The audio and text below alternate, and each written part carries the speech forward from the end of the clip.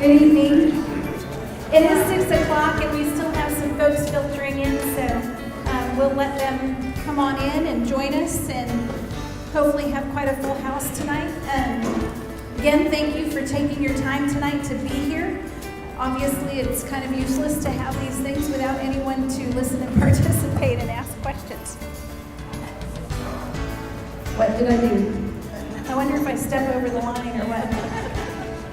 Anyway, so welcome if you're new here. Keep adding on, folks. Keep inviting your family, your friends, your neighbors. We can fit 150 in the gym. So I don't know how Michael and Anthony and Ricky would feel about that, but I'm just excited that you all seem to be getting your questions answered and able to get information you need. And it's just been really good, and I'm glad that we're hearing lots of good things about this. So that's a God thing. If you're new here tonight, you haven't heard that the primary reason these have started here at Asbury is because of what I've been through with my mom, who is 86, and about a year and a half ago first fell and broke her knee, and then last December fell and broke her hip. And you are in shock, and you have so much going on, and you have so many questions and very few answers. For example, one thing I just recently found out from Mike was that my mom has to be mentally capable to sign a temporary DPOA while I'm gone on vacation. And she's getting very close to the place where she can't do that. So, there are things tonight that you can ask him that he'll be very knowledgeable about. So our speaker tonight is Mike Cannady. He's a lawyer here in town. But again, we preface this every time we meet saying Asbury Church is not promoting one business, one person, one whatever. You all get to choose your care, your lawyers, your accountants, whatever you need, wherever you want to go.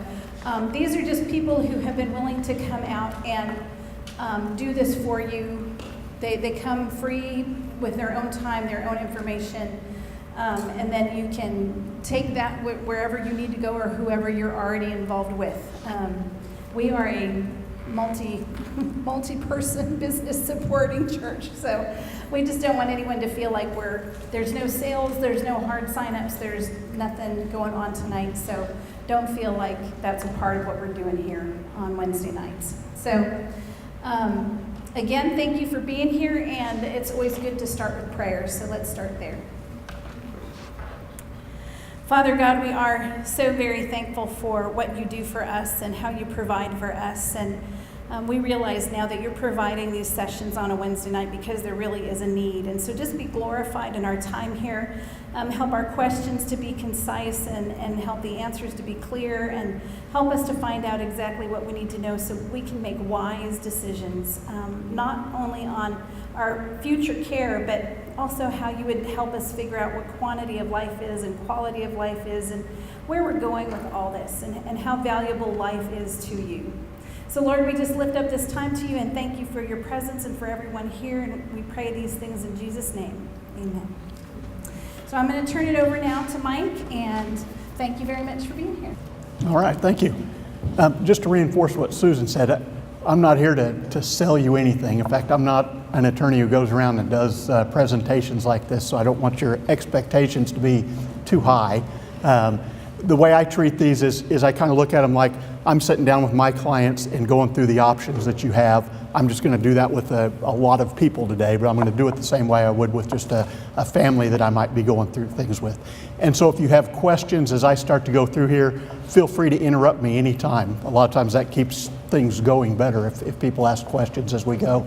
And if you do have questions afterwards, I'll be glad to stick around as long as I need to answer any questions that anybody has. And I'll try to kind of follow the outline that I gave you. It just kind of goes through the different options that you have.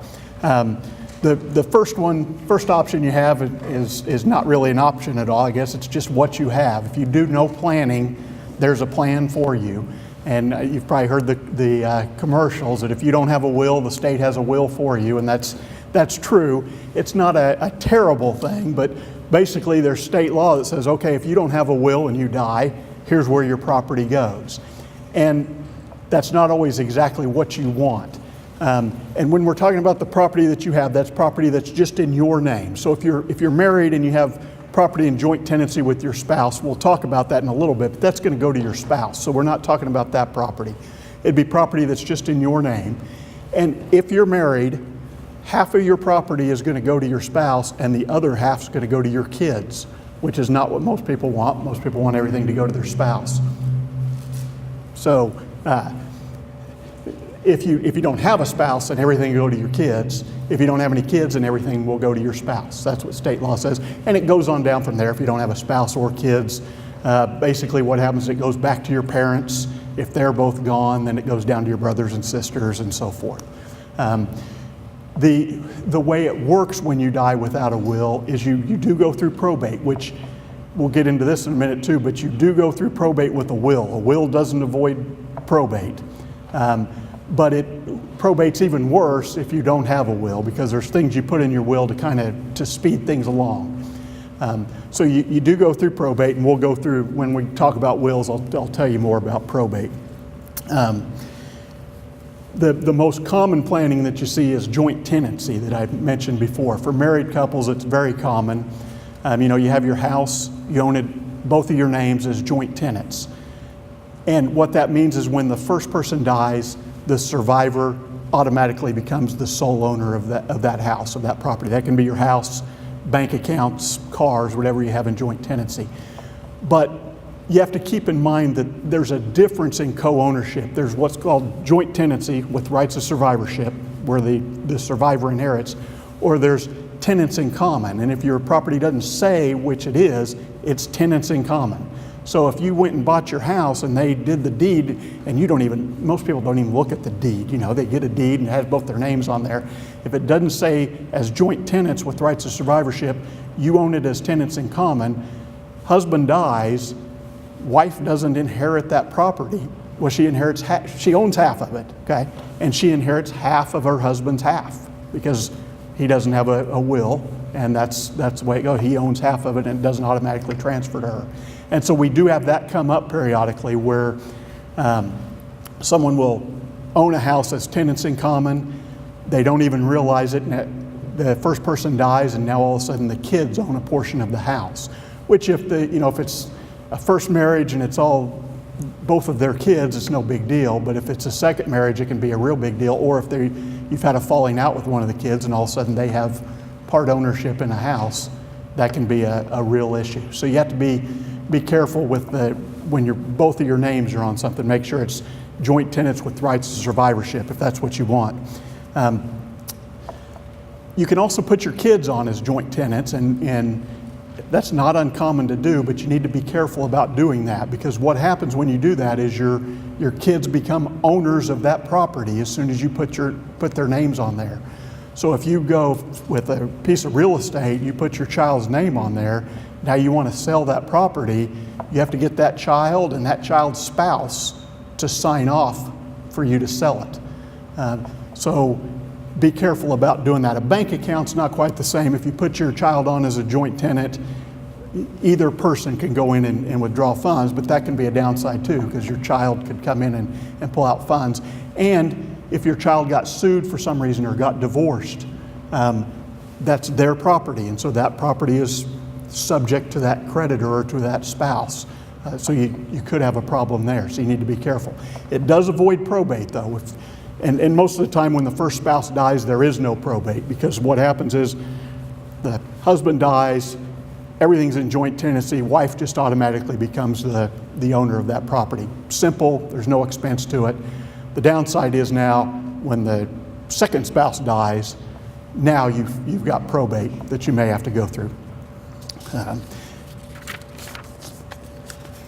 Something that's relatively new, it's been around for a while now, but pay on death and transfer on death beneficiaries, that's a better alternative in most cases to joint tenancy.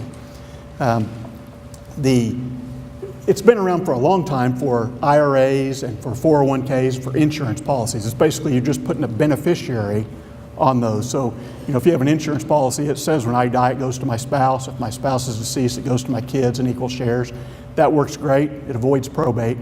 But now you can do that with bank accounts. You can do it with investment accounts. And you can do it with real estate. The way you do it with real estate is with a transfer on death deed. And it's something that, it's just a deed that says when I die or when we die, when we both die, this property goes to these people, usually your children. They don't have any ownership in that property until you're both gone. So if they get divorced, if they get sued, if you want to sell the property, they have no interest in it. You can go ahead and sell the property, mortgage the property, do whatever you want to without getting their permission to do it, because they don't own anything until you die. But when you do die, when you both die, all they have to do is take your death certificates, take them into the Register of Deeds and get them recorded, and now they're the owners of that property.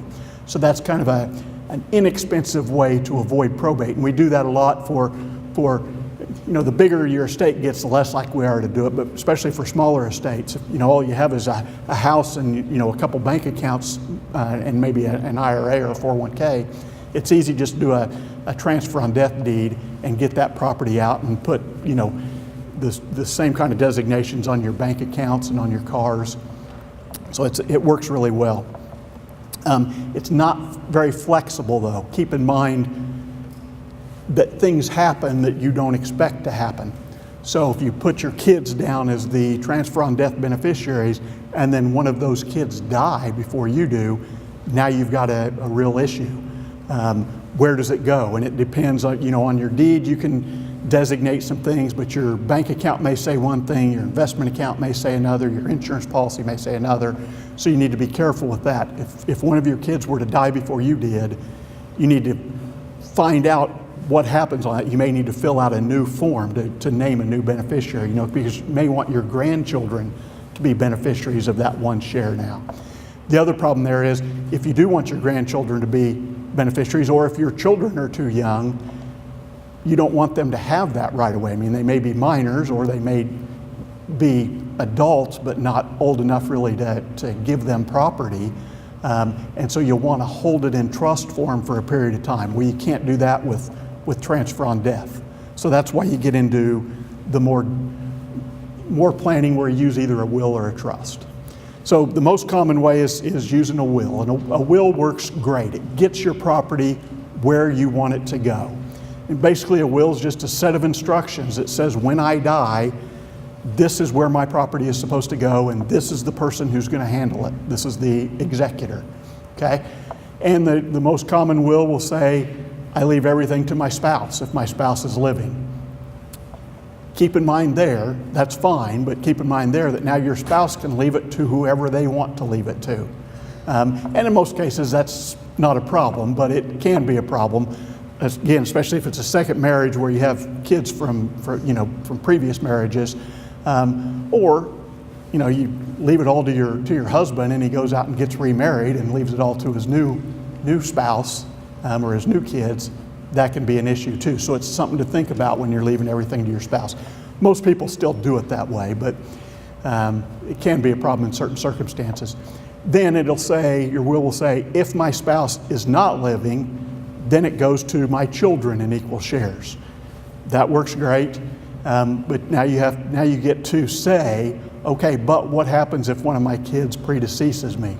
And the most common one that I see is you say if a child predeceases you, that share goes on down to their children or their issue. You'll see that term. And what that means is if you have 3 kids, your estate's still divided into 3 equal shares, but the one share of the deceased child goes on down to that child's children. So that one share is divided into 2 shares or 3, depending on how many kids they have. And if one of their kids is also deceased, then it goes on down to their kids. So that's where the issue comes in. It just basically is a bloodline. So that works well. And you can also put trust provisions in there so that you can say, okay, if anybody who inherits is under the age of 25, for example, we're not going to give it to them outright. We're going to hold it in trust for them. So the trust actually that we're talking about here is what they call a testamentary trust, meaning it's created at the time of your death. But there's no additional documents that have to be drawn up at your death. The terms of the trust are right there in your will. And basically what they say, kind of the normal provisions would be, if they're not 25, we're going to hold it for them. The trustee can give them money for their health, education, maintenance, support, and best interests is kind of a common way to say it.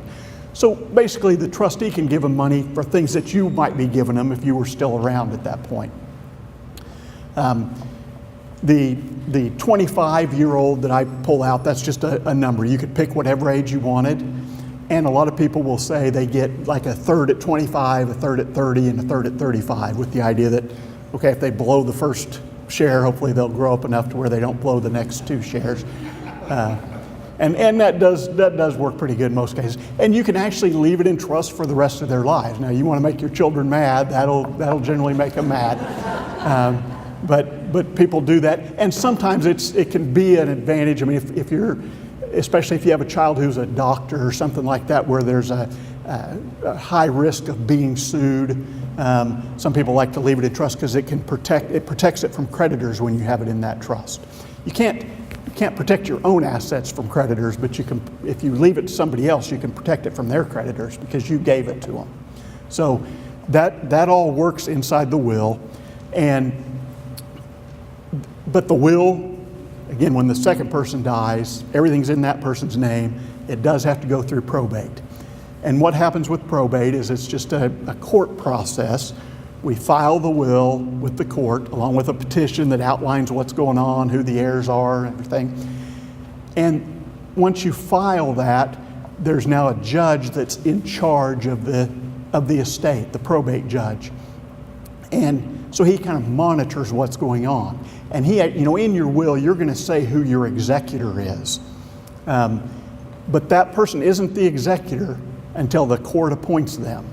And people, will get the will, someone dies, well, I'm the executor, I can do this, I can do that. Well, you don't really have any authority to do anything until the court appoints you, and you'll get what's called letters testamentary.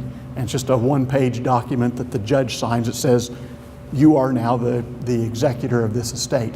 And with that document, now you can go to the bank and access the bank accounts. You can sign deeds, you can sell cars, you can do those things that you need to do. But everything that you do, it kind of funnels through the court so that the judge can monitor it. Now, the judge doesn't monitor it real closely, I can tell you, but in the end, you have to account to the court for what you've done. And that process takes about usually 9 to 12 months. It has to, from the date of death until the date you can ask the court to close the estate, is 6 months. And the reason for that is, during that 6-month period, someone could bring in a newer will. No one ever does, but you usually know which is the latest will, but they could, and so that's why it has to stay open that long. And then, after that 6 months is up, during that 6 months, you can go ahead and get the bills paid, you can get the property sold, you can do those types of things. And sometimes you can even make distributions, although you have to get permission from the court to do that. But after the 6 months is up, then you can ask the court to go ahead and close the estate, and the court will say, okay, who gets the property? And when I say the court does that, it's based on the will. I mean, we actually prepare the order for the judge to sign. We say this is how it's going to go. The judge looks it over and makes sure it's right, and then signs off on it, and then the executor goes ahead and distributes the property out. So it takes a while to go through that process, and it's expensive because you're paying an attorney to do all that work, to go to court for you, to prepare all those pleadings and to file them. And even, I've seen some probates that are less than this, but most of the time they're $4,000 or $5,000 at least, and they go on up from there. I mean, I'm sure you've heard stories about them being $20,000, $30,000, and sometimes more. Usually around, in Sedgwick County anyway, we get paid by the hour now, not a percentage. Some of the smaller counties around still allow a percentage payment, and I can tell you attorneys made a lot of money charging percentages on estates, and they kind of put a stop to that. In fact, in Sedgwick County, they just did put a stop to it. And so the judge will look at your fee, and if it's reasonable, I mean, the judge will know right away just by looking at the estate if it's reasonable or not. But if it's, a $500,000 estate and you just charge $30,000, the judge isn't going to approve that. They're going to want to see how, why your bill is that high. What time did you spend? You have to actually, we would have to actually show them a bill that records all our time and shows what we did. But bottom line is, probate is expensive. Now, doing a will, a trust will avoid probate, and I'll go into that in a minute. Doing a will is cheaper than doing a trust. To do and I'm going to give you my price ranges that I usually end up charging, and you'll get prices that are kind of all over the place, but these are kind of in the middle of what people charge.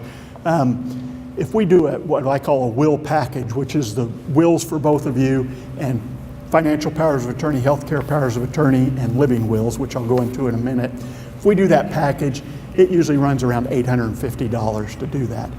To do a trust package with all those same documents and a joint trust runs about $2,500. So it's quite a bit more to do the trust than the will. But when you look at probate, that's going to be $5,000, $10,000. There's a lot of money saved. It's not saved for you because you'll be dead when the savings comes around, but it'll save your kids money. It'll save them a lot of time and hassle. But again, depending on the size of your estate, you may be able to do what a trust does with the transfer on death stuff that you can do. So that's why a trust isn't the answer for everybody. You can avoid probate without it. But so let me go into the living trust. Living trust is really just a substitute for the will. And when we say living trust, that's, I mentioned before when we were talking about the trust that's created in your will, that's a testamentary trust. It's created when you die. A living trust is created while you're alive. And so it'll be called a living trust or a revocable trust because you can change anything about it you want while you're alive. There are irrevocable trusts, but they're generally used for the most part, for wealthy people who are doing gifting with them to try to avoid estate tax. And we'll get into that some too, but most people don't have to worry about estate tax anymore. So if you're going to do a trust, it's going to generally be a revocable living trust. And if you're a husband and wife, most of the time what I do for a husband and wife is a joint trust, one trust for the two of you. And it kind of works like having wills in the sense when the first person, what you do is you take all your property and you put it into that trust, okay? And when I say put it in the trust, you're putting it into your names as trustees of your trust. So you don't lose any control of it. You're not paying a bank to do anything. You're the trustees. But now you've put it into the trust, and because the trust doesn't die, you don't have to go through probate. So you're the trustees of this trust. When the first person dies, the survivor is the sole trustee and the sole beneficiary and can still change the trust. So that's why I say they're kind of like wills. The survivor can end up deciding where that property is going. For that reason, some people do two trusts, one for husband, one for wife. And especially if it's a second marriage, you can put husband's property in husband's trust, wife's property in wife's trust. And what happens when the first person dies, husband dies first, what his trust might say is, this trust is going to stay here for my wife. She gets to use it for her health maintenance and support, something along that line. She gets the income from it. But she can't change anything about it. And when she dies, it's going to go to my kids. Her trust, she can do anything she wants to with it. When she dies, it goes to wherever she says it goes to. So on a second marriage, that works pretty good to have two. And I have some people in first marriages. You'll get one spouse that's really worried about their wife getting remarried. It's usually the husband that's worried about it. I'm going to die first, and my wife's going to get remarried. She's going to leave it all to the new husband. And to tell you the truth, it's always the husband that leaves it to the new wife. It's never the wife that leaves it to the new husband. When the wife gets remarried, she's very careful and has a prenup done, and she makes sure it's going to her kids. The husbands don't always, they do sometimes, but they don't always do that. So some people do two trusts. It's a little more expensive to do two trusts, but it's not too bad because for the most part, they read the same. So it's not that much more work to do the second one. So instead of naming an executor, you name a successor trustee. So when both of you are gone, that successor trustee steps in. There's no court involvement. The successor trustee gets your bills paid, get your property sold, get your tax returns filed for you. and then they can distribute the property out. There's no artificial time limit there or anything that they have to go through. They can get it done. Now, if it's a complicated estate, beneficiaries are always thinking, oh, I can get this right away. You won't. It takes a little time to do tax returns and get bills paid and get property sold. Always takes longer than they think, but it's still better and cheaper at that point than going through probate. So the trust works really well. And very flexible. I mean, you can go into all kinds of things about, when the kids are supposed to get their money. Should it stay in there for, till they're 25 or they're 50, whatever age you want. Privacy is another thing. With the will, when you file your will for probate, it's a public record. And so you file it with a petition, and the petition outlines who all the kids are, who the executor is, and then the next thing you file is an inventory and valuation, which is a list of all your property and how much it's worth. And that gets filed with the court. And anyone could go in and see that information if they wanted to. Now, I can tell you there's not a lot of people up there, looking through the court records. It's not something that just anybody can pull up online. But I mean, we can in our office, we can get in and see files and see what's done in those things and see what property there is. So someone could be looking at that and then coming and trying to, sell your kids things. And whenever we file a probate, we get letters from a real estate agent that deals with houses of deceased people. Basically what they do is try to sell them quickly. They'll buy them from you. And once a week, at least once a week, we'll get 3 of them at a time, all addressed to me. And there's other attorneys in our office get the same things because we happen to open 3 probates that week. So there's people that are monitoring those things and trying to sell people things based on the public records that they can have access to. So that's a big part of it. With a living trust, I think I mentioned before, you don't lose any control of the property. You can still do whatever you want to with it. There's no bank involved. You might name a bank as the successor trustee. A lot of people will do that if they don't have a person that they trust to do it. They can name a bank trust department, or there's some other trust companies that are independent of banks that you can name as a corporate trustee. If you do that, that bank doesn't have any involvement until you're deceased or incompetent. They're not doing anything, so they don't get to charge anything. You don't even have to tell them their name if you don't want to.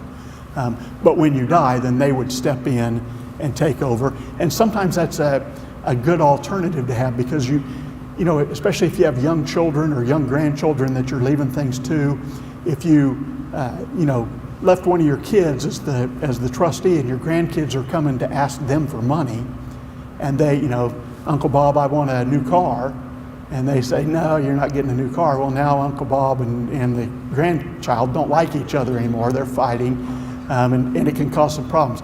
If they go to the bank and say, I want a new car, the bank doesn't care if they don't like them. They'll just tell. Now, I can't tell you the bank will not, and some people worry about this. I work with corporate trustees all the time. Corporate trustees don't try to retain that money unreasonably. It's not, the fact that they have it in the bank, they can't use that money to loan out. It's not part of the bank's money, it's trust money. They do invest it, and they might get paid a little more depending on how much is in there, but it's not enough that they sit and worry about it, because they have people that audit them, government auditors that look at them and see how they're making distributions, and they have to follow what the trust says. So whatever you say in the trust, the bank will follow that, and they're more than happy to make distributions to your grandchild to buy, the used Honda as opposed to the new Corvette. They're just not going to give them too much at one time, because that's not the purpose of the trust. So corporate trustees can work real well. There's no special tax returns when you set up a trust. The IRS disregards trusts for income tax purposes, so you still just file your own income tax return, your joint return, just like you always have. But if you're a single person, just your single tax return. Now, when both of you die, now the trust will have an income tax return, but so does your estate have an income tax return. That's for income that's earned from the date of your death until you get everything distributed out. And depending on how much is earned, you may not have to file a tax return, but if you have some income earned during that time, then you will have to file a 1041. You won't, again, you'll be gone then, but someone will have to do that. Another nice thing about having a corporate trustee is the corporate trustee knows all that stuff. But what we usually do, most people don't use a corporate trustee. We use a lot of them, but most estates still just, or trusts, still just name one of their children or a couple of their children maybe as co-trustees. And then what we do when the person dies, although we're not going to be hired to do any probate, we do get hired to kind of walk them through the process. And so it's usually just, a meeting at first to kind of tell them what they need to do. We send them a letter to kind of outline their duties, and then they call us periodically and say, hey, we've got this going, what do we do? And so they'll end up paying us a little bit, but it's a minor amount of money, just depending on how much time, how much hand holding they need. Some people don't need any, some people need more. So the trust can be a real cost saver and time saver and hassle saver. Whenever the kids, after we go through the trust process, the trust administration process, the kids always say, oh, I'm so glad mom and dad had a trust. Especially if they've been through the probate, like with their in-laws or something. They say, oh yeah, we did this probate over here and it was awful and it took all this time and they charged all this money. This was so much easier. So a trust is something to consider, but what most people look at is kind of the size of their estate when they're deciding whether to do a trust or not. And what I see is people get up around the $500,000 or $600,000 range, they start looking at maybe doing a trust. And there's a couple reasons for that, I think, is number one, the bigger your estate is, the more probate ends up costing. Even though we don't charge a percentage now, there's still just more to do. And so it costs more there. And the other thing is, if you have the money there, you can pay the $2,500 or whatever it is, and it's not that big a deal. And so people do that. To give you an example, my parents don't have much, and I would do their probate for free, of course, and I did their trust for free, but I knew I was going to be the one, not my siblings, but me, who was taking care of everything when they die. And so I did a trust because it's just going to be easier for me to do. So it's a better document, but it's not for everyone. So you get this big sales pitch about everybody needs a trust. Not everybody needs a trust. Go to your attorney and talk to them about it. And if you have a good attorney who will, it's not just trying to sell you something, they'll tell you. What I don't usually tell people, yes, you should do this or this, but I give them the options and kind of answer their questions, and they usually figure that out. Yeah. Hey, Mike, can you, oh gosh, that's loud, sorry. Could you describe a little bit about what probate exactly is and how that would occur? Yeah, if you have assets that are in your name, the only way that you're going to get title changed or get that property distributed out is to go through probate, is to have the executor do that. So the executor has to be appointed. So if you have a piece of real estate, no one else, you can get all the kids together and they can all say, we'll all sign off on this deed. That doesn't matter because that isn't good title. You don't have good title unless the executor signs off on that deed. Same with a bank account. If you have a bank account sitting there and all the kids come in and say, well, yeah, but mom and dad just wanted the four of us kids to have it. How does the bank know that? Mom and dad may have wanted you to have nothing, and they certainly had the right to leave it to somebody else. And so the bank has no choice but to sit back and wait until someone's appointed as the executor, and then they can turn it over to the executor and let the executor get it distributed out. But it's just a court process where, from the attorney's standpoint, from your standpoint or from the executor's standpoint, your biggest job is, get the house cleaned out, get things sold, all that kind of stuff. It's a big pain, but it's not the legal part of it. The legal part of it, the attorney does all that. We're always filing stuff with the court, going in, talking to the judge, getting orders signed, getting things approved. What you do is we get it ready and say, hey, I need something signed. We used to have you come in and do it. Now we just email it to you and you sign it and email it back to us if you have that ability. But so it works pretty well. You don't, it's not a big hassle for you other than it takes a long time. And the other thing you have with with a probate estate, when you first open the estate, you send out notice to all of the heirs and what's called the devisees and legatees, okay? Heirs are people who inherit if you don't have a will, like we talked about before. So even though you have a will, you're sending notice out to all those heirs. And to the devisees and legatees, those are the people who actually inherit under the terms of the will.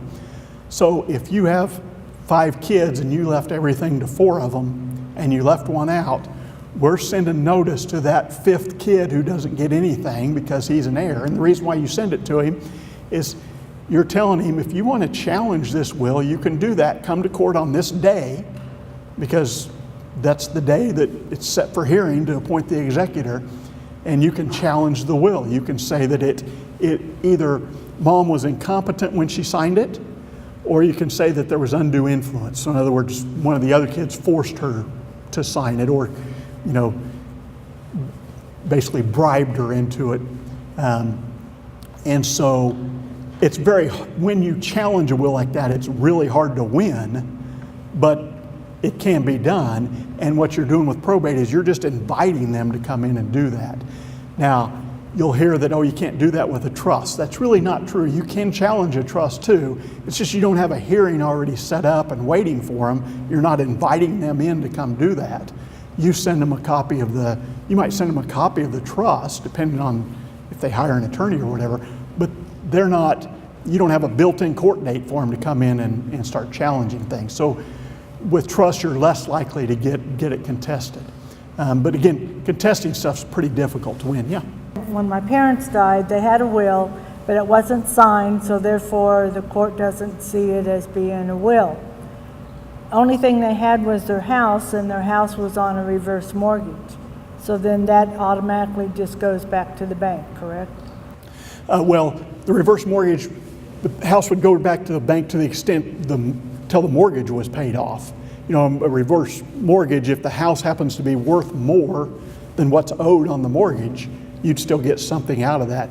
In a lot of cases, reverse mortgages, it's gone. I mean, there's no equity left, and so you're right, you don't get anything. The fact the house is still just sitting there. Yeah, I mean, the foreclosure process, I can tell you, is really slow. It takes forever.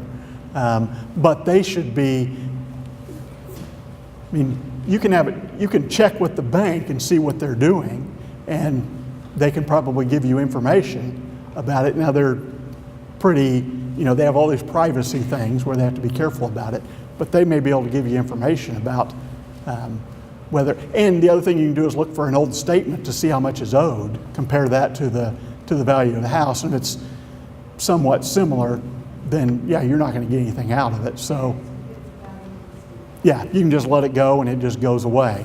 You're not responsible for that in any way. You don't have any responsibility to pay the debts of your parents or your spouse or anything else. I mean, there's some limits there on spouse, but for parents, definitely, you don't have any responsibility for them. So you can just let it go. They take the house back and go on. They keep sending me a gas bill and I keep sending me a tax. Yeah, they can't collect it from you. So usually if you get a bill and you're not opening an estate because there's nothing there, if you just send it back and tell them they died on such and such a date, that'll usually get them off your back. They'll usually stop sending stuff to you. Yeah.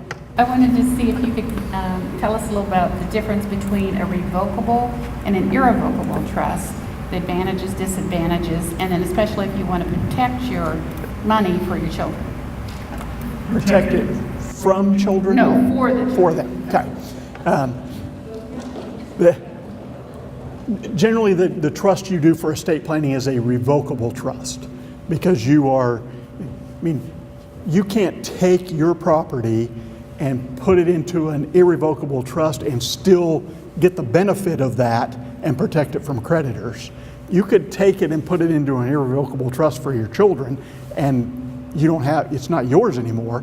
That would protect it from your creditors unless if you did that because you just got sued, that's a fraudulent transfer. But I mean, if you did it now and you don't have any creditors, you can put it in there, but you don't get anything from it. And that's kind of what you'll hear long-term care planning, Medicaid planning.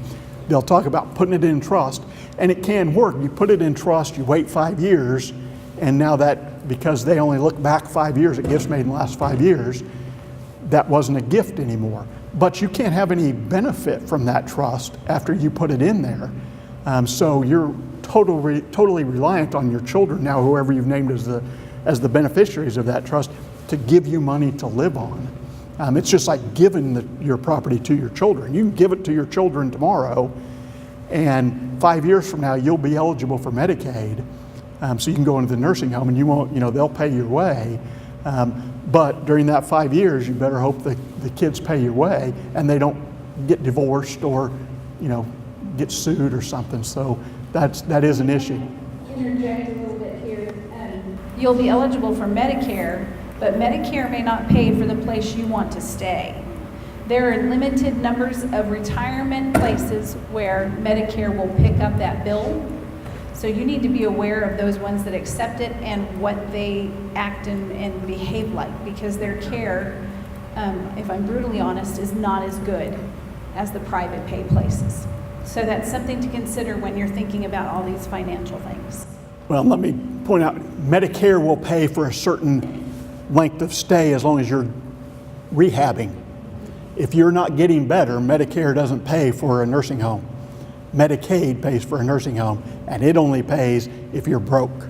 I mean, you have $2,000. Now, there's some things we can't really get into a whole discussion on Medicaid because it's That's 2 weeks from now, too. okay, it's complicated. 2 weeks from now. But long-term care insurance is the answer for that. No, I don't sell it. So, but it's still something to look at, and it can be expensive, but it's something to look at as an option, but as opposed to an irrevocable trust. But the difference between the two is one's revocable, one's irrevocable, and usually what we use irrevocable trust for is making gifts to people that we don't want them to have it too quick, like you're giving money to your children now, and they're too young to have it. So you can make that gift. It's no longer in your estate.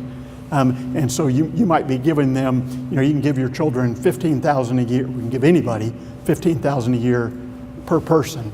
And so you might make those gifts into that irrevocable trust, and it gets it out of your estate without affecting you. You didn't really make a gift is what it's like. And that's an irrevocable trust. But you're giving up that money. It's now belongs to the trust and eventually will belong to the children. So you don't use the irrevocable trust. Well, we don't use it too much anymore because we used to use it if people had estate tax problems. But the estate tax exemption now is $11,180,000. So, and there's no state estate tax at all. It's just a federal estate tax. So almost everybody is exempt from that. Now, we still have some clients that are up above there, and then we do irrevocable trust for them for different things and do some really weird planning. And if you have that issue, you should definitely go talk to your attorney, because there's things that you can do to pass you can pass between husband and wife $22,360,000, but you can pass more than that if you do some planning. And you have the money to do it, so do it. But most people don't have to worry about that. So, sure. So you have no debt, the house is paid for, cars are paid for, you have POD or TOD on all your property and on your annuity, your 401k, CDs and all that. So does that still go through probate? It does not. If you have all that done on everything, you don't go through probate. Now, what you have to watch for there is, the people you've named on those things, on those accounts, what happens if one of them dies? You need to go back and address that issue.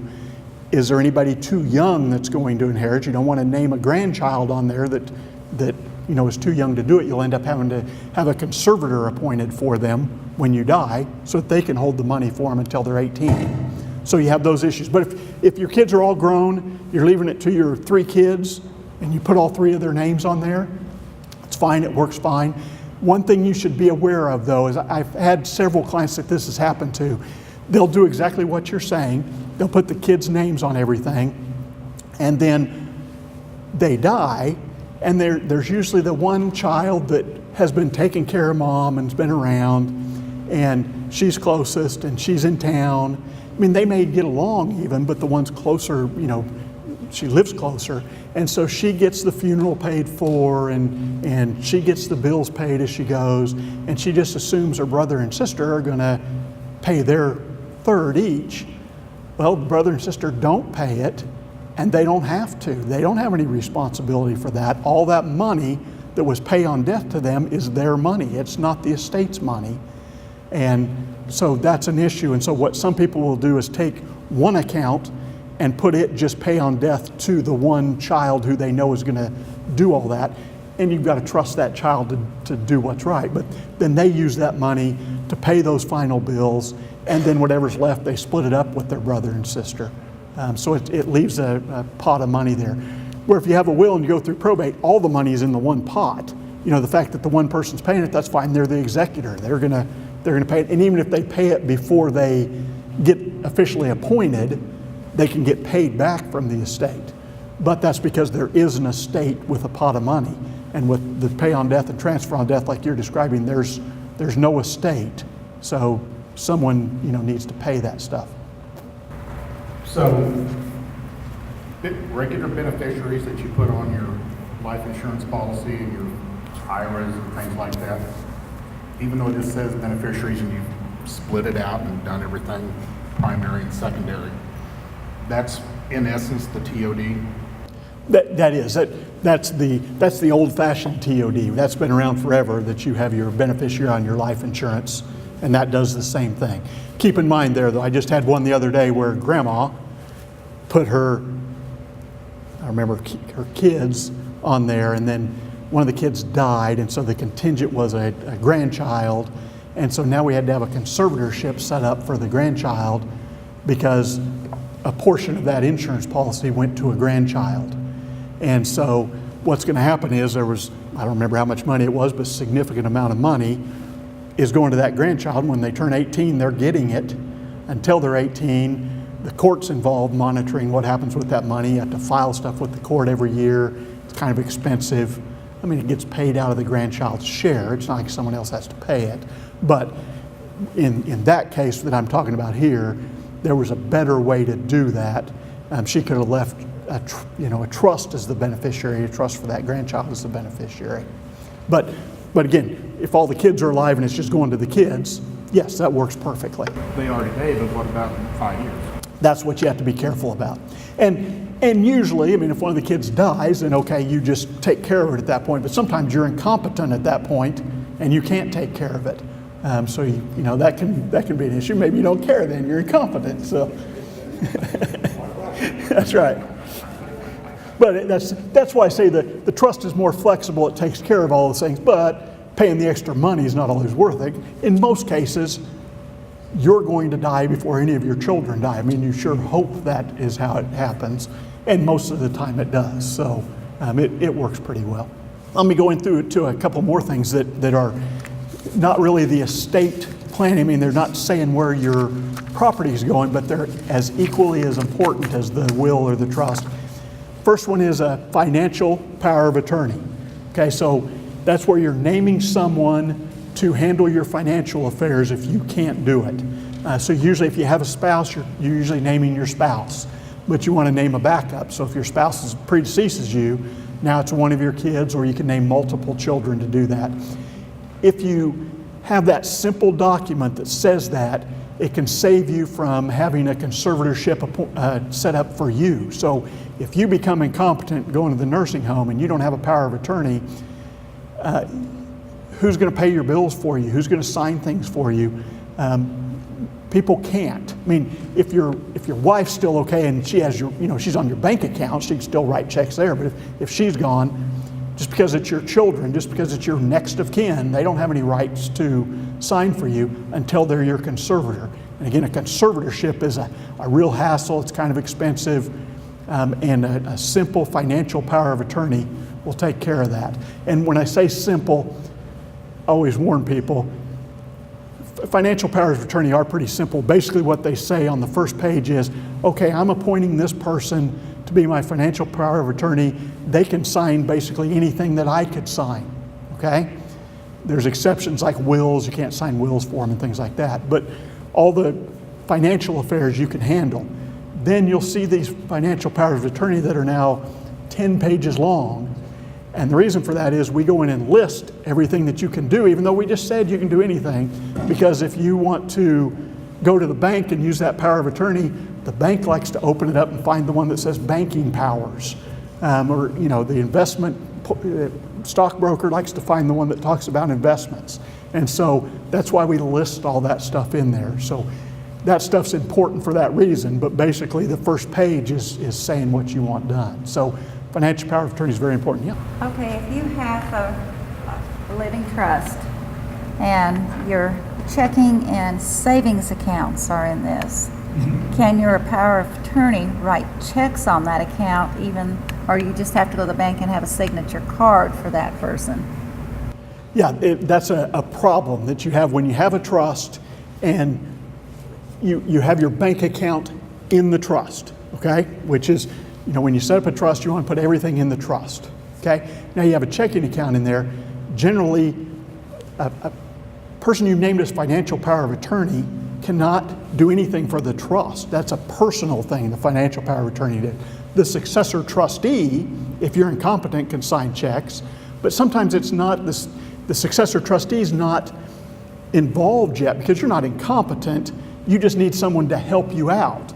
So you have two options there. Number one, you can go ahead and make that successor trustee a co-trustee with you. Then they can sign checks. Or what we've really started doing for the past few years is instead of putting your checking account in the trust, we just make it pay on death to the trust. All your other bank accounts are retitled in the name of the trust. So you have CDs, it's now owned by the trust. Savings account owned by the trust. But your checking account, we have you own it yourself, just like you always have, pay on death to the trust. Now you can put whoever you want to on there as an authorized signer because it's not in the trust, and then as soon as both of you die, it automatically transfers to the trust at that point. So that's the way around that. Well, to me, in the worst case scenario is what if you don't die, but you're not competent? Either one of you decide. Well, and if you're not competent, then the successor trustee, they're going to have to come in and prove that they are now the current trustee. So if your mother is incompetent, the trust is going to have some provision in there about how to determine if she's incompetent, and if she is, she's no longer the trustee, now the successor is. And usually what it'll say is something about, you have to get 2 doctors to sign a certificate saying that she can't handle her own affairs now. And like with ours, we just prepare the letters for the doctors. If we know that they are truly incompetent and nobody's taking advantage of them, we prepare the letters for them, send them over to the doctor signs off on them, and then you take that to the bank and show them, okay, I'm now the trustee, and now you can sign as the trustee because now you actually are. So, yeah, that is a problem. And a lot of people, I did one just today where the guy was a banker before he retired, and so he'd been through all this, and he said, him and his wife were both alive, and said, nope, we're putting both our daughters on as co-trustees right now, and that way we don't have that hassle. They trusted both the daughters. The daughters aren't going to be involved in anything right now. We put a provision in that said any one trustee can sign for the trust, but all 4 of them are actually co-trustees. Most people don't do that, but a lot of people as they get older will go ahead and change their trust now. Okay, now I'm 80, let's go ahead and, I still want to be a trustee, but let's put my daughter on with me as a co-trustee. Or I just want to resign now and let my daughter take over. And if the person can resign, that's the easy way. If they're not completely incompetent and they can still understand what they're doing and resign as trustee, then they're out, successor moves into their place. How do you get power of attorney papers? Do you go to an attorney to draw those up?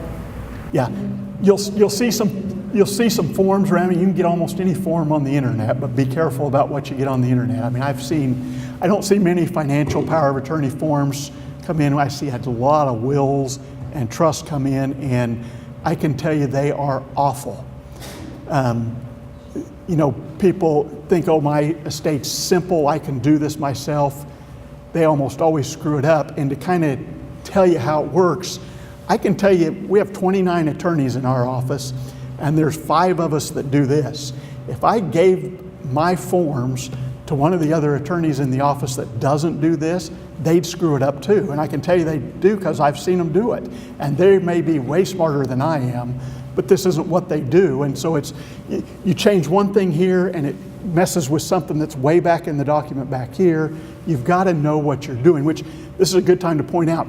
If you're having work done, go to someone who does estate planning. It doesn't have to be an attorney in a big firm. There's a lot of attorneys in small firms that do estate planning. But if the guy is doing a bunch of personal injury and divorces, and then he does estate planning on the side, be careful. I mean, I can't tell you for sure he doesn't know what he's doing, but get someone that does estate planning. Generally, it won't cost you any more. I've seen some of the people that you'll bring my clients will bring a document in and say, I'll say, how much did you pay for this? And it'll be more than I would have charged them. And we have to start from scratch to fix it. What is the starting rate for that, please? For a will package, $850 is about what it runs. For a trust package, a joint trust, about $2,500 is what it runs. We just charge by the hour, so there can be some differences there, but almost never. I mean, I can tell you, if I go a little over what I've quoted you, I'm just writing it back to the right amount, unless you changed it 10 times as we were doing it. And then that's why we keep track of our time. That way, you're going to get a little extra charge there. So the packages would always include the needed powers of attorney as well? Right. With trust packages, a trust, and I didn't mention this, but a trust package should always have wills with it too.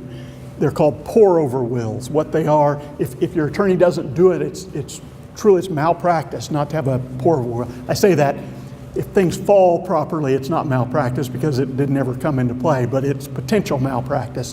What a pour-over will says is, if I have anything in my estate when I die, it goes to the trust. So it picks up all those little things that somehow you didn't get over to the trust. And that happens a lot. I mean, you do a trust today, and 20 years from now, you open up and buy a CD and you don't think about putting it in the trust. So now you have this $100,000 CD sitting over there. If you don't have a will that gets it over there, well, what happens? It goes, even though you have a trust, it goes under intestate succession, which says it goes half to your spouse, half to your kids. Well, your trust may say it goes to, the American Cancer Society. So you should always have wills with your trust. So the trust packages, the trust, pour-over wills, financial powers of attorney, healthcare powers of attorney, living wills. That runs about $2,500. Will package, same thing, except drop off the trust on there, about $850. So the healthcare power of attorney I didn't really explain. They're the same as a financial power of attorney, except you're naming someone to make healthcare decisions for you. Very important, if you're incompetent and you have to go to the nursing home, your wife or your husband can't pick your nursing home for you, can't deal with your doctors. Just because they're your spouse, they don't get to do that. So if you don't have a health care power of attorney, you're going to have to get a guardian appointed. We talked about a conservator before. Usually when you get a conservator appointed, you get a guardian and conservator. But the guardian takes care of your person, conservator takes care of your money. The health care power of attorney takes care of that. Another thing that you should be aware of is there's a bunch of places around town that will hand out health care powers of attorney to you, the forms to fill out. And what they're using, there's a state statute that shows the healthcare power of attorney form. And so they figure, well, it's in the statute, it's got to be right. The only problem is, since the statute was passed years and years ago, HIPAA passed. HIPAA is the healthcare privacy law. And if you don't have special language in your healthcare power of attorney, when you try to get medical records, when the person you name tries to get medical records, they should turn you down. Now, they don't always, but they should. They shouldn't be discussing anything with you unless that HIPAA language is in there. And so you'll run into that problem. And they just haven't added it to any of those forms. So keep that in mind. Yeah. Another thing that we learned a couple weeks ago, and you can correct me because you'll know more, some healthcare power of attorneys only cover up until death and some cover beyond death. And if you want it to be complete care, you should make sure it has that in there too, correct? Yeah, actually, powers of attorney in general end when you die, except a healthcare power of attorney has one exception to that, and that is you can handle, whoever you've named as your healthcare power of attorney can handle your post-death, burial, autopsy, those kind of things, what funeral arrangements you're going to make. And I can tell you the funeral directors know that, because if the kids come in and they're fighting about it, or stepmom and kids are in there fighting about it, they're going to say, okay, who has the healthcare power of attorney? Because that's who gets to make those decisions. So keep that in mind. Now, you can, at least in our form, and I don't know if everybody has this in theirs, but probably, what we say is, yes, this person can do those post-death things, but if I attach a list of what I want done, then you have to follow that. So if you make your own funeral arrangements, you just put in there what you've done. I mean, you put what you want dressed in, how much you want spent, what you want cremated, that kind of thing. Just put it in there, and then they have to follow that. So, the final document that I didn't mention was a living. Well, I mentioned it, but didn't explain it. The living will. Living will is the document that says you don't want to be hooked up to life support if it's not doing any good any longer. So, if you're, laying there in a coma, and the doctor says he's not getting any better, you want them to go ahead and unplug you. Okay. Along with that, there's a state statute that has language for that also. That state statute's a little out of date too, because what they've determined is a feeding tube and an IV that's giving you liquids is not life support. And so just because they unhook you from the life support, they won't necessarily take away the feeding tube and the IV giving you liquids. And so most powers of attorney you'll see now have that added language that say, yes, I want those removed also, or no, I don't want them removed, or some of them will say, I want the feeding tube removed, but keep the artificial hydration coming. The difference between that and a DNR is important. A DNR is a do not resuscitate. Living will says, if I'm laying there and I've laid there for a while and the doctor said you're not getting better, unplug me then. A DNR says, don't ever get me in there. Don't shock me back. Don't give me CPR. Don't do any of that. So usually, a DNR is something you do with your doctor. It's not something your attorney does. But it's usually done by someone who is very ill or very old or has the beginning stages of dementia, why they still can sign that DNR. So they're saying, okay, my quality of life is not good any longer. Don't do anything to save me, just let me go.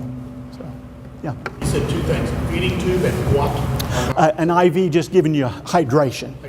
Yeah. They always, if you have an IV that's giving you pain medication, they're not taking that away. They'll fill you full of morphine. I've done several of these for doctors and I always ask them about it. I say, gosh, you don't know what's going on at that point, because we'll pump you as full of morphine as you need so you'll be comfortable. So they never stop giving you that. But there are some, taking the feeding tube and the IV away, there are some religious issues too that some people have with taking those away. So that's something to consider. I think it's important to remember too, if you'll remember the first meeting we had, they said, this is why it's so important to know what quality of life means to you. Because what Mike just mentioned is going to be different for everyone in the room. And so you need to decide, and then you need to sit down with your kids or whoever, your close friends, whoever's going to be there for you in the end, and be very specific and detailed, because quality of life is a different definition for each and every person in this room. Yeah, that's really important. Talk to your kids about it, or whoever's going to be around, when you're at that stage of life. Letting them know what you want makes it easier for you, but it really makes it easier for them too, because for those of you who have been involved in that, it's always difficult to say, yeah, go ahead and turn off the machines. But if they sat there and told you, don't you dare let me sit there on that machine day after day, it's much easier, because that's what Dad wanted. So, okay, go ahead and do it. So talk to your kids about it, or your parents. Yeah. If you're a trustee of an estate and you've distributed all of the assets, is there something that needs to be done to notify the court or records, or to close that trust? If it's a trust, no. If it's trust, there's no court involvement at all. Okay.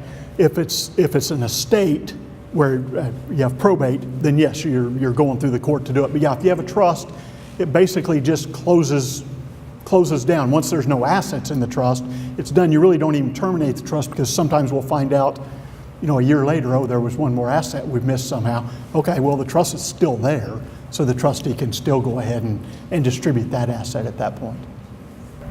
Question is, on a charitable trust, if you set up a charitable trust at your death, is that trust handled like a inherited Roth, where the heirs have to start distribution from that trust? Well, if it's a charitable trust, generally a charitable trust is set up as what's called a private foundation. So it's like a charity, okay? And so there's special rules. It's actually inheriting that Roth.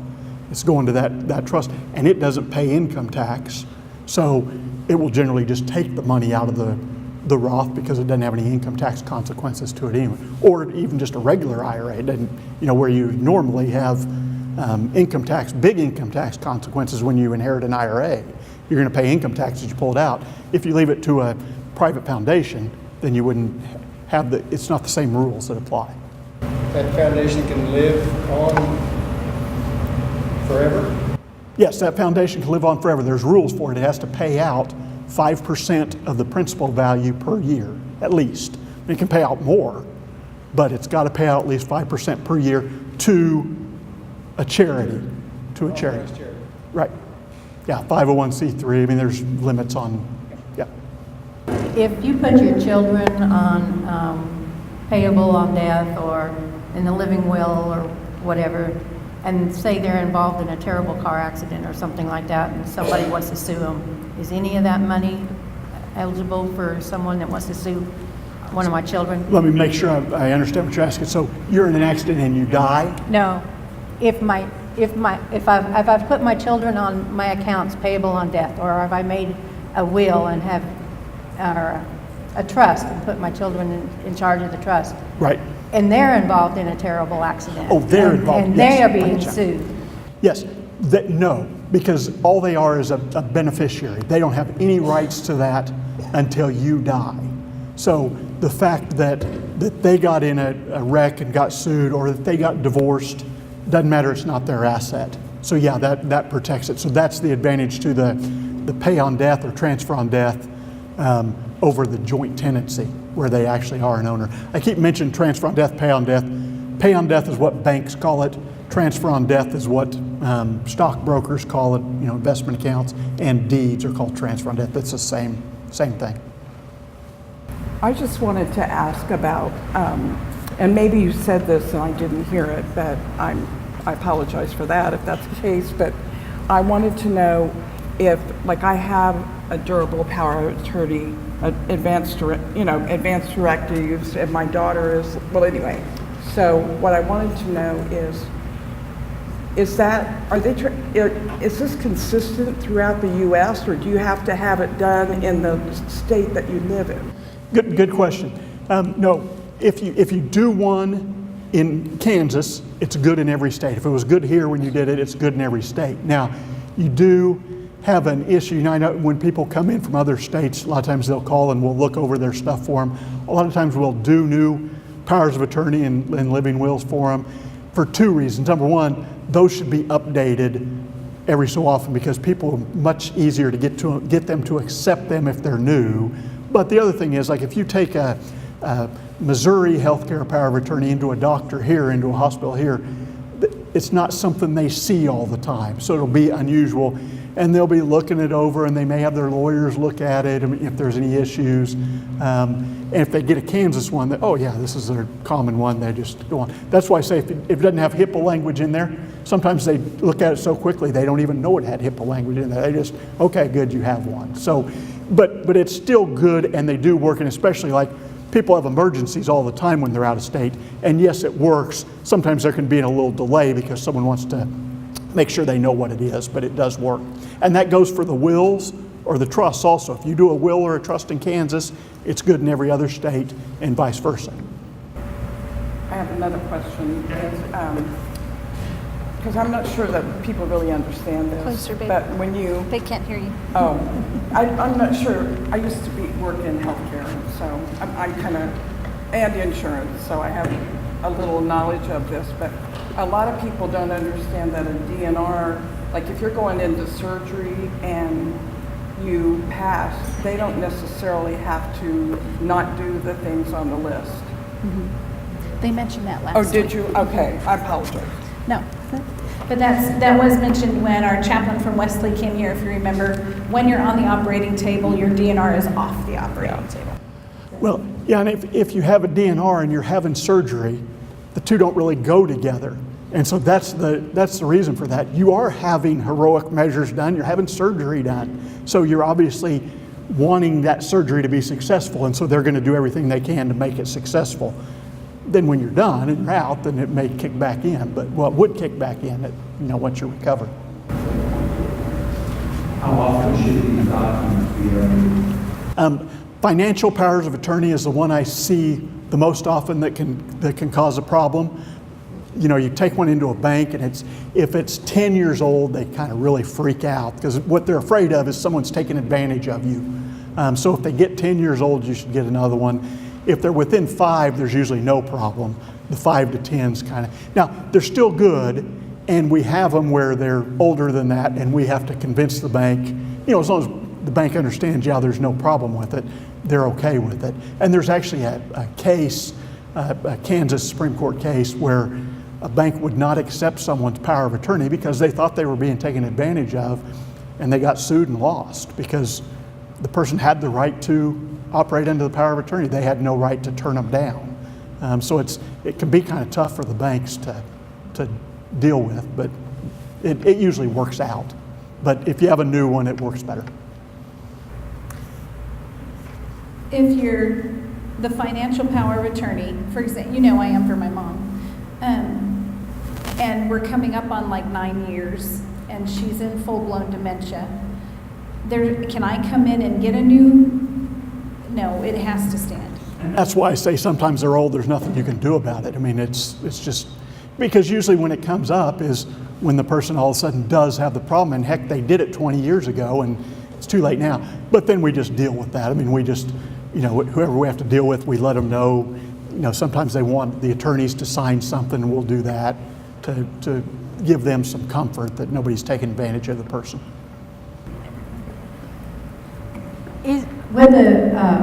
With the trust, if your parent is temporarily incompetent, can you step in to take care of things and then back out of it once they've gotten better or anything? Yes, you can. And, I mean, that's the way most trust documents read, and all of them that I do. Unless the person for some reason doesn't want it that way. But yeah, if you become incompetent, it says you're no longer the trustee. But if you become competent again, which is not unusual, you may have had a stroke and you're better after a few weeks, then you can step back in and become the trustee again.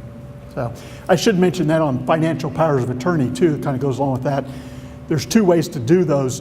You'll hear them: springing powers of attorney. And what springing powers of attorney are is they're a financial power of attorney that springs into effect when you become incompetent. So they're not good until the doctor says you're incompetent. And so again, you have to get the doctors to sign a little certificate, and then they're good at that point. The other ones are just effective immediately. Now, something to keep in mind there. I mean, we do a lot of springing ones, so it's not unusual. But if you're appointing someone to be your power of attorney and you trust them to take care of you when you're incompetent, why don't you trust them to be your power of attorney now when you are competent? You might want to rethink who you're naming there.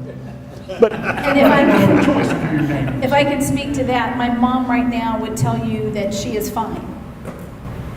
But I'm having to do the bulk of her finances, her doctor appointment calls, take notes at her doctor's appointment, all that sort of stuff. And if I didn't have my powers of attorney in place now, because if we went and she would say, well, no, I'm not incompetent, I'm fine, and she would still be struggling with all this. So that's a very good point. You tie the person's hands who loves you if you don't let them step in even before you realize that you need help. Anything else? one other thing, go ahead. Well, while you're going there, let me mention, I wasn't asked to say this, but you mentioned charities before. Since we're sitting here at a church presentation, naming charities is something you should consider. And it's kind of funny. in all our documents, whether it's a trust or a will, we always have a contingent clause that says, if everybody dies, all my kids are dead, all my grandkids, great-grandkids, everybody's gone, then my property goes here. And I always suggest, well, one thing you could do is a charity or your church. And you'd be amazed at how many people, oh no, make it, the other option is your heirs at law. Well, you can do whatever you want to, but heirs at law is what would happen if you didn't have a will. So back to your parents, bloodline type of thing.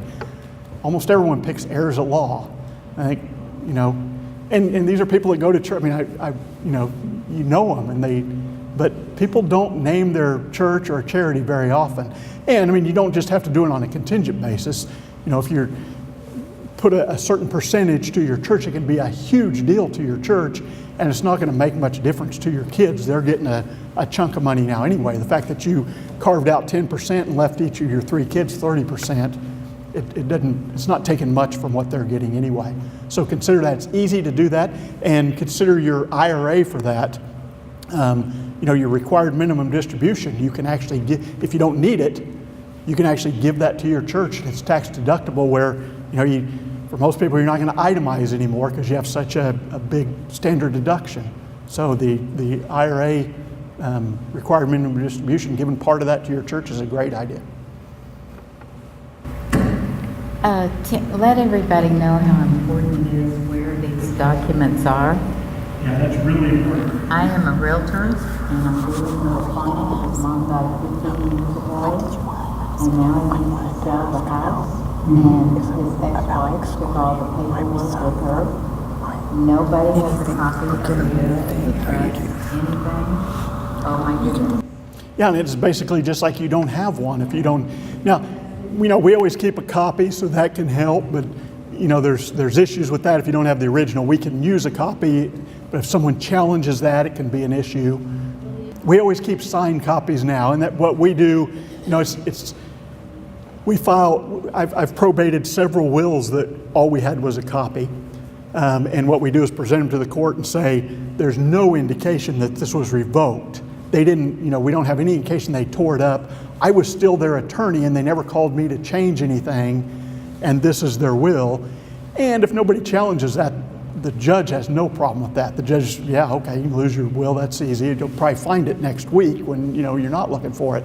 But if one of the kids was left out and they come in and challenge it, then that could be an issue. Then you have a hearing and go through all kinds of stuff. So having the documents is important. Keep your originals in a safe or safe deposit box, and let somebody know where that stuff is. The other thing you should let people know, if you don't have to let them know ahead of time, but if you keep a notebook with just kind of a basic list of what assets you have, that's a great benefit to someone who has to come in and try to figure out what you have. Especially now, what we used to tell people is, well, just wait 3 months and you'll get all the statements in that 3-month period and you'll figure out. Well, now you don't necessarily get statements, they come on your computer. And so you don't even get that. So it can be a real hassle trying to figure out what you have. So keep a list of that stuff, even if it's not completely up to date. If they have kind of a rough idea, it really helps out. One more question, and I only wanted to, you can keep it brief, but how do you exclude someone from your will? You have the right to exclude anyone but you even have the right to exclude your spouse. You have the right to do that. It may not work. You have the right to exclude your children. That's always the big question. So you don't have to leave anything to any of your children, or you can leave out one or more of them. And you always heard leave $1 to that child. You don't really need to do that. What you need to do is identify your children in the will or the trust so that it's clear you didn't forget them. Because that is an issue. If you didn't know you had that child, then how good is that will? You obviously weren't competent. But if you knew these are your children, and we usually just say, these are my 4 children and I've intentionally left nothing to this person under the terms of this will. And that's clear. With a spouse, spouses have certain rights under Kansas law. Basically what it is what they do is combine your estate, husbands and wives. So husband has $1 million and wife has $500,000, okay? Husband dies and he leaves the whole $1 million to his kids. He has the right to say he's leaving it to him, but the wife has the right to get half of their combined estate. So she already has $500,000, but she's now entitled to $250 of his, so that she gets her $750. And that depends on how long they've been married. I think you have to be married 15 years to get up to the half, and that's where it maxes out. It starts out at 2%. Every year it goes up a couple percent, and then it starts going up 3% a year or something like that. So. Well, and can I ask beyond that? Say you've already got a will written out and your kids are in it, but then one of your kids goes off into unknown territory. We'll call it that, shall we? And you want to then exclude them. Can you get it do you have to have a whole new will, or can you get them lined out, or what? Yeah, you do what's called a codicil to your will, or it's just an amendment, but they call it a codicil, and it just amends, the provision that used to say it goes to my 4 kids now says it's only going to the 3, and the one doesn't get anything. Now, sometimes with word processing and everything, sometimes we'll just do a new will because it's easier. We can just pull out the other one and reword it a little bit and have you sign it. But either way, it works, and the trust the same way. In that case, you actually do an amendment to the trust. So. The wills that my mom had bought a will that was like from Home Depot, the kit. Those are really, it worked for when my dad died, but really she, from what you've been saying, should really go to an attorney and get a proper will. She really should. I mean, it worked when your dad died because it would have worked if he didn't have a will. And I'm not saying they never work. I mean, I've probated some that were pretty bad, but nobody really argued about them. And so if nobody argues about them, they'll work. But man, if you have somebody that's mad about something, if you let me sit down and read that will, I can tell you why. No, that isn't what your mom wanted. Your mom wanted this because that's what my client wants your mom to have wanted, and it's a legitimate, way of looking at the will. So that's the problem you have. Do we have any more questions for Mike tonight, or are we all good? Where? Oh, they're saying bye. We're a friendly church. It's a good thing. Well, thank you very much, Mike, for your time. Thank you all again for coming. We really appreciate it.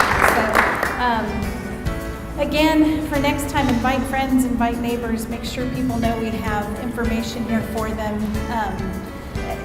As you all can see, there's so many details and days and legalities for everything, and so you can't be covered enough or knowledgeable enough. So, and again, if you have really in-depth questions, go to your lawyer and be sure to follow up on this evening. So, thank you all very much. Have a great night.